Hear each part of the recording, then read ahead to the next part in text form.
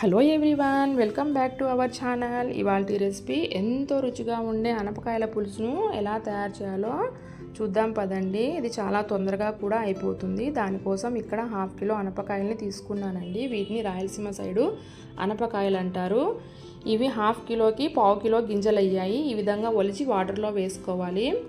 వీటి కోసం ఇక్కడ నేను 100 గ్రాముల వేయించిన పల్లీలను, 2 స్పూన్స్ ధనియా పౌడర్ని, 3 టమాటాలని, 2 ఉల్లిపాయలని, వెల్లుల్లిపాయలని ఈ విధంగా కట్ చేసి పెట్టేసుకున్నానండి. ఇప్పుడు మిక్సీ జార్ తీసుకొని ముందుగా వేయించుకున్న పల్లీలు, ధనియా పౌడర్ని, అలాగే వెల్లుల్లిపాయలని కూడా ఇందులో వేసేసి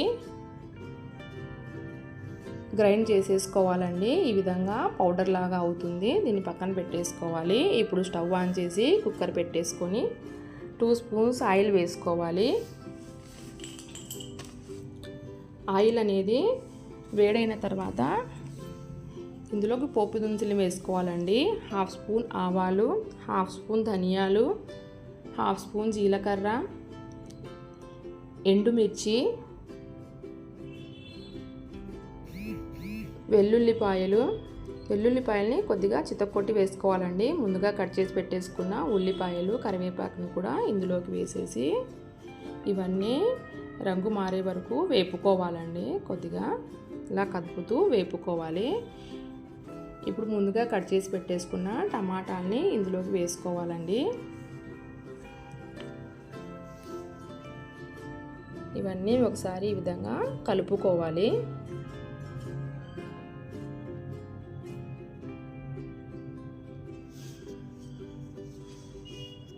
టమాటాలు అనేటివి తొందరగా మగ్గాలంటే పైన క్యాప్ పెట్టేసేసి సిమ్లో కాసేపు పెట్టేయాలండి.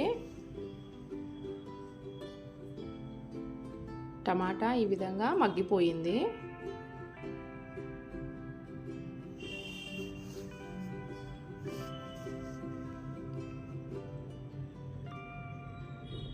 ఇప్పుడు ఇందులోకి 1/2 స్పూన్ పసుపు, 2 స్పూన్స్ కారం వేసుకోవాలండి. స్పైసీ వద్దు అనుకున్న వాళ్ళు కారం కొద్దిగా తక్కువగా వేసుకోవచ్చండి. ఇదంతా ఒకసారి విధంగా కలుపుకోవాలి.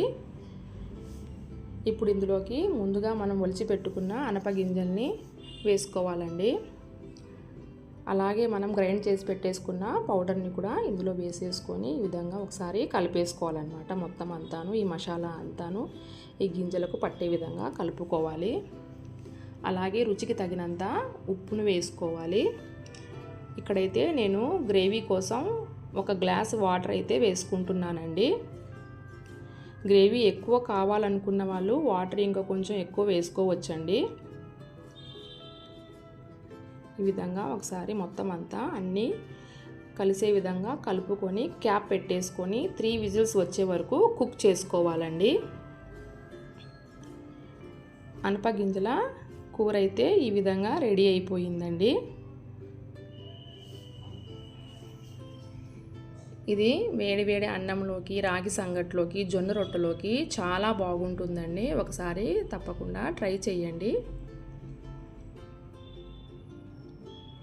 ఈ వీడియో మీకు నచ్చినట్లయితే please like, share and subscribe to our channel.